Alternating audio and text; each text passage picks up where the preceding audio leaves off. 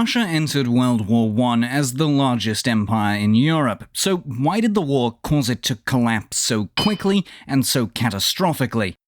Well, the answer to that breaks down to three big reasons.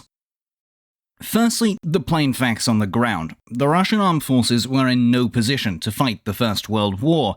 Russian conscripts were poorly trained, poorly led, and more often than not were sent against their Austro-German counterparts without rifles or the ammunition to fire them.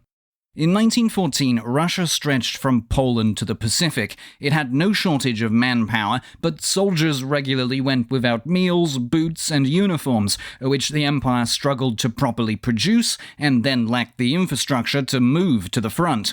As Germany and Austria-Hungary invaded Russian Poland, Ukraine, Belarus, and the Baltics from 1914 to 1917, she bled men and, critically, morale at an atrocious rate. Simply put, the empire of Tsar Nicholas II was not set up for total war. The problem was, he couldn't seem to grasp that. Russia was stuck in the past. The Tsar was autocrat of a decentralized empire, which better resembled a medieval kingdom than a 20th century state. The vast majority of Nicholas's subjects were peasant farmers, and Russia's industrialization lagged near insurmountably behind its opponents and allies alike, having only really taken off in the 1890s. Industrial workers, concentrated in Moscow and St. Petersburg, constituted only about 1% of the population. Britain, France, Germany, and even Austria-Hungary were decades ahead in industrial production, allowing them to far more easily supply modern armies. In Russia, the imperial house of Romanov had stood against political, economic, and societal liberalization for decades. As constitutions and industry were spread across the rest of Europe, the Tsarist administration was structurally inefficient and, in practice, extremely corrupt.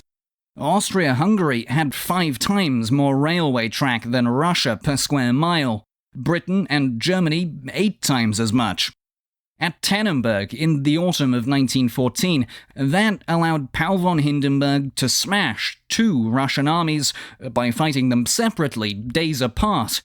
Mass mobilization of peasants to fight crippled the agricultural economy. Food prices spiked, causing domestic unrest and contributing to the army's supply problems.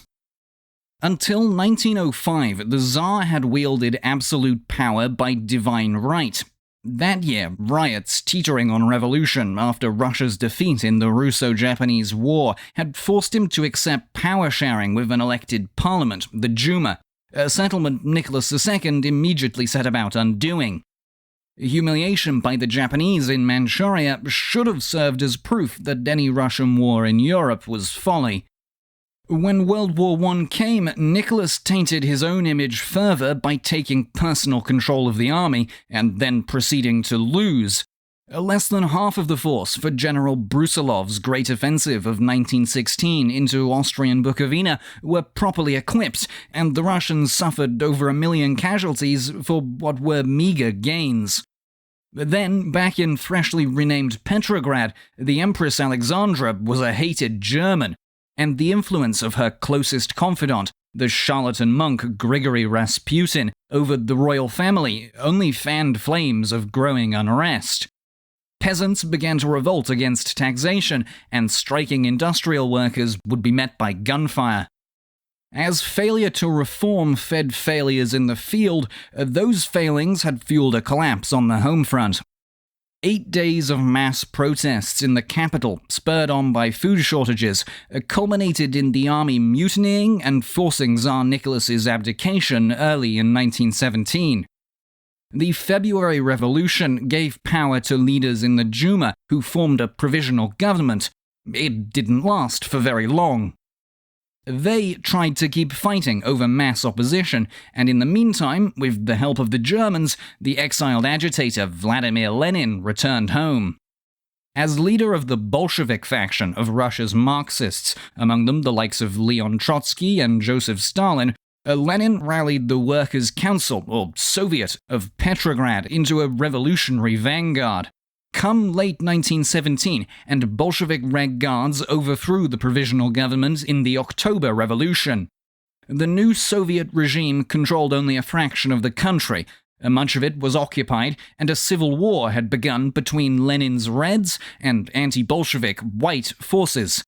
Lenin made peace with the Central Powers by surrendering an enormous swathe of territory in the Treaty of Brest-Litovsk in early 1918. Only after an Entente victory in the West and the crushing of the Whites at home would the Soviets bloodily reclaim most of it. Russia in 1914 was an empire unfit for modernity, so it was replaced by revolutionaries who would never do anything imperialistic again. If you enjoyed this video, the one to the left on Britain, Germany, and the failed policy of appeasement should be right up your alley. Check it out, and as always, thanks for watching Look Back History.